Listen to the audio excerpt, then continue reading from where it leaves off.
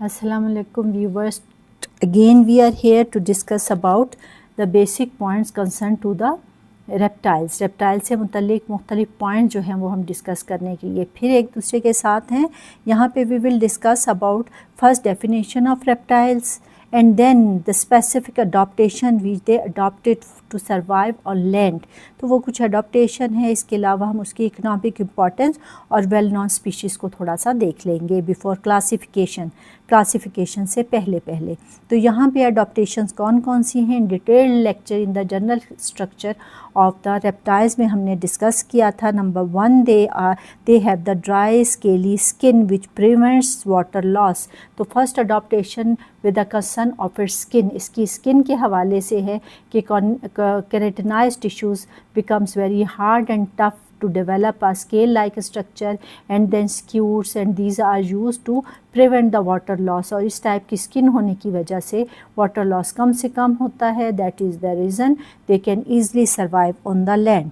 Second हमारे पास most important characteristics जो था वो था with the concern of the eggs. Eggs are in the form of the shell covered करता है and this such type of egg is known as the amniotic egg. जबकि दूसरी स्पीशीज़ में amphibians में और फिशेस में हमें नॉन एमनोइटिक एग्स मिलता है. यहाँ पे specific membranes can be seen और ये स्पेसिफिक मेम्ब्रेन्स जो होंगी these are used plus yolk sac. The membranes are used for the protection and this yolk sac will be used to provide the nutrition to the newborn embryo या फिर developed embryo को protection देने के लिए use होगा. उसके बाद third one हमारे पास है uric acid excretion. These are the production of the uric acid is also used to conserve more and more water inside the body. क्योंकि यूरिक एसिड की एक्सक्रीशन के लिए हमें बहुत कम वाटर की मिकदार की ज़रूरत होती है. इसके लिए स्पेसिफिक टाइप ऑफ किडनी है जो कि हम यहाँ पे देख सकते हैं कि which type of kidney they have. ये यहाँ पे मेटानेफ्रिक किडनी इज़ प्रेजेंट जो कि बहुत ज़्यादा वेल डेवलप्ड स्टेज में होगी. उसके बाद फिर हमारे पास लास्ट वन आ जाता है most important point that is the strong limbs can be seen in them. ये स्ट्रॉन्ग लिम्स हैं जो कि हमें नज़र आते हैं. 4 लिम्स हैं and hind limbs are present.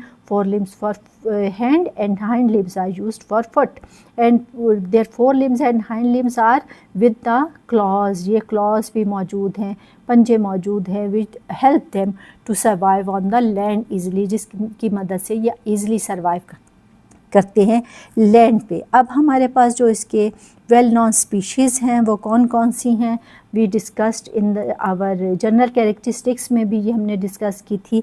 Lizard है which is commonly called the calotes भी और ब्रिटिश में हम इसे कैलोटिस भी कहते हैं. इसी तरीके से नेक्स्ट हमारे पास है कोबरा और नाजा. कोबरा एंड नाजा. And third one we have crocodile or crocodilus and fourth one is we have aquatic जो है turtle and turtle को हम क्या कहते हैं kilon. So these terms are used, specific names are used.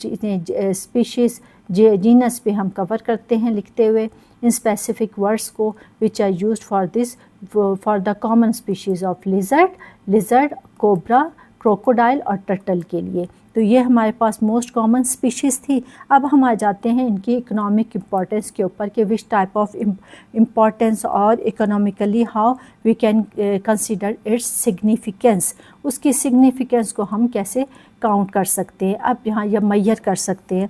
तो इकोनॉमिक इम्पॉर्टेंस में सबसे पहली बात क्या है, they play their role as the prey and predator. That is the reason they are use to control the harmful insects and rodents in the ecosystem और in the environment in which they live. उसके बाद हमारे पास है snake venom for it will be used for medicines. Snake venom जो है वो बहुत सी हाईली प्राइज्ड मेडिसन्स में यूज़ होगा जो बहुत ही सीरियस डिजीज़ के क्योर के लिए हम यूज़ करते हैं.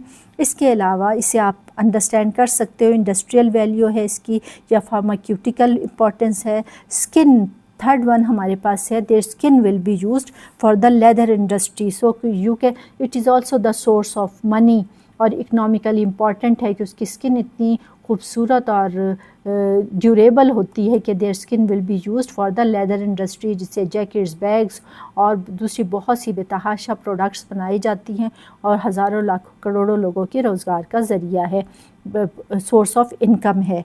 इसके अलावा अगर हम देखें तो हमारे पास important as these all species will be important to create the balance in the ecosystem। Ecological balance के लिए ये ज़रूरी है। और पॉइंट फिर हमारे पास आ जाता है because these are use both for predator and prey, that is the reason these are very important as ecological to create the ecological balance। so ये हमारे पास सारे पॉइंट्स थे with the reference of the reptiles, उसकी adaptation के concern से, common species के concern से, और कॉमन स्पीशीज़ के साथ साथ हमारे पास हमने एक्वेटिक स्पीशीज़ को भी डिस्कस किया और टेरेस्ट्रियल स्पीशीज़ को भी के भी स्पेसिमेंस देखे। अब छोटी सी बात, ये छोटी वीडियो है तो हम एक बात कर सकते हैं with the concern of the how to reform the answer.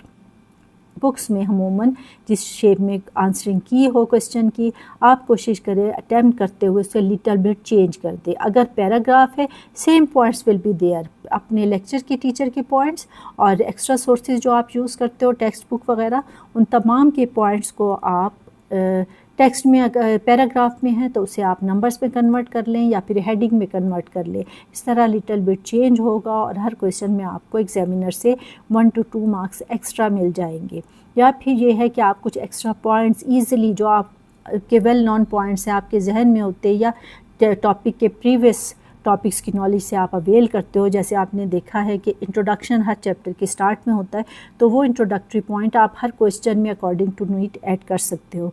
जैसे फॉर एग्जांपल क्वेश्चन आपको पूछा हो about the digestion of turtle या about the digestion of crocodile, तो you can add the classification of specimen और क्लासिफिकेशन ऑफ ऑर्गेनिज्म, उसके phylum, class और उस जीनस स्पीशीज़ के नेम अगर आपको आते हैं तो आप लिख सकते हो, उनका साइंटिफिक नेम एक लाइन में लिख सकते हो।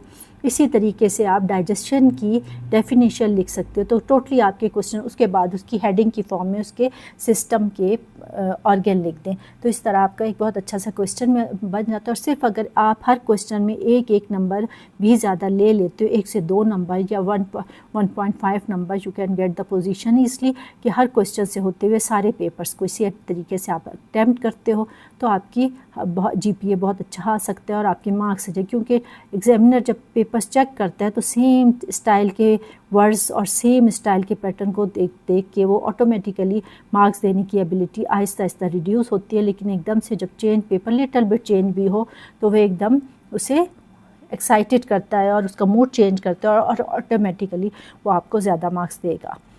ठीक है, तो ये कोशिश करें कि इन पॉइंट्स को अगर आप केयर करोगे तो ये आपको हेल्प करेंगे to attempt the good styled paper. Okay जी, अल्लाह हाफिज़।